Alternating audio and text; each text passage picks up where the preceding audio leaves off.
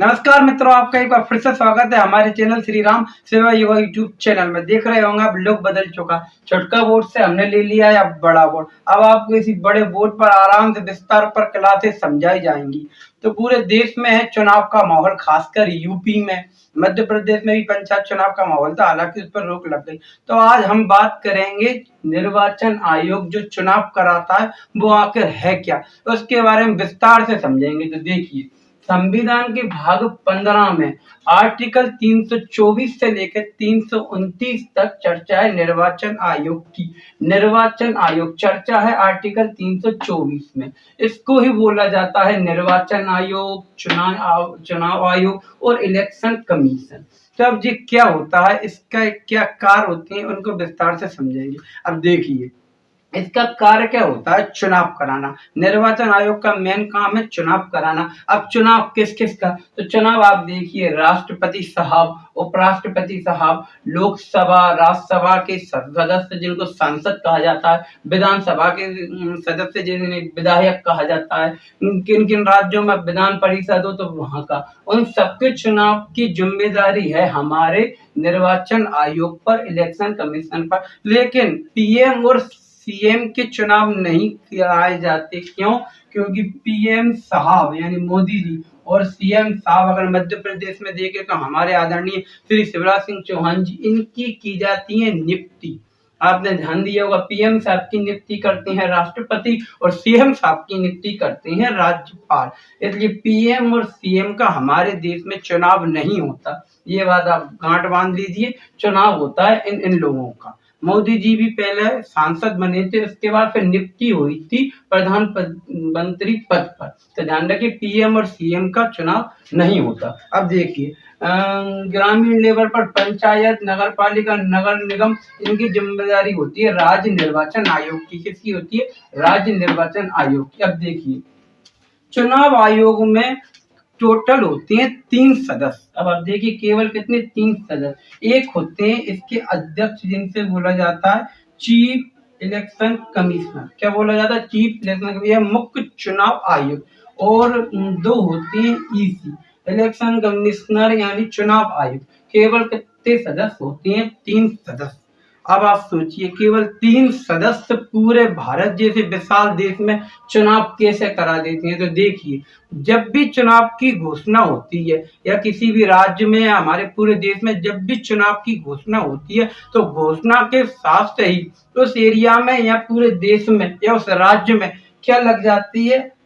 आचार संहिता। क्या लग जाती है? आचार संहिता। अब आदर्श आचार संहिता लगते से ही पूरी की पूरी पावर शिफ्ट हो जाती है निर्वाचन आयोग के पास। किसके पास? या राज्य में है तो राज्य निर्वाचन आयोग के पास। अब इसका मतलब क्या होता है, जितने भी सरकारी कर्मचारी हैं वो पूरे के पूरे अधीन हो जाएंगे निर्वाचन आयोग। यानी अब वो सरकारी कर्मचारी किसके हो चुके हैं? निर्वाचन आयोग के। निर्वाचन आयोग के आदेश के अनुसार ही वो कार्य करेंगे। तो ध्यान रखिए, इस हिसाब से आप देखिए, जितने भी हमारे जिले में डीएम साहब होते हैं, जितने भी जिले में हमारे डीएम साहब होते हैं, वो सारे के सारे मुख्य चुनाव अधिकारी नियुक्त हो जाते हैं उस जिले की।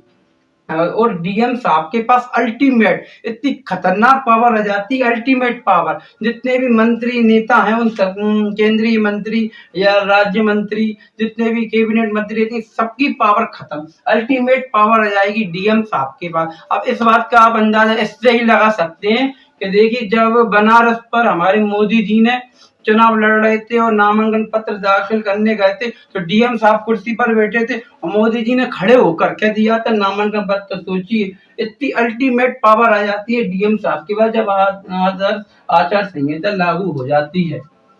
तो आप समझ गए। अब देखिए, चुनाव आयोग के और क्या काम रहते हैं। चुनाव आयोग का एक काम रहता है चुनाव चिन्ह प्रदान करना। क्या करना? चुनाव चिन्ह, वोटर आईडी बनाना, और ये सब कार्य होते हैं। और आप एक और बात गौर कीजिए, चुनाव से ठीक 2 दिन पहले, कितने? 2 डेज, 2 दिन पहले आपको पूरा का पूरा प्रचार समाप्त करना होगा। अगर कोई कैंडिडेट चुनाव आयोग द्वारा पकड़ा जाता है 2 दिन के अंदर प्रचार करता हुआ, तो चुनाव आयोग के पास इतनी बड़ी पावर है कि उस व्यक्ति या उस नेताजी का पूरा चुनाव ही रद्द करा दे, नामांकन जो उसने भरा है वो ही रद्द कर सकता है। तो मुझे उम्मीद है आपको ये पूरी क्लासेस समझ में आ गई होंगी। अब हम नए अंदाज में हैं।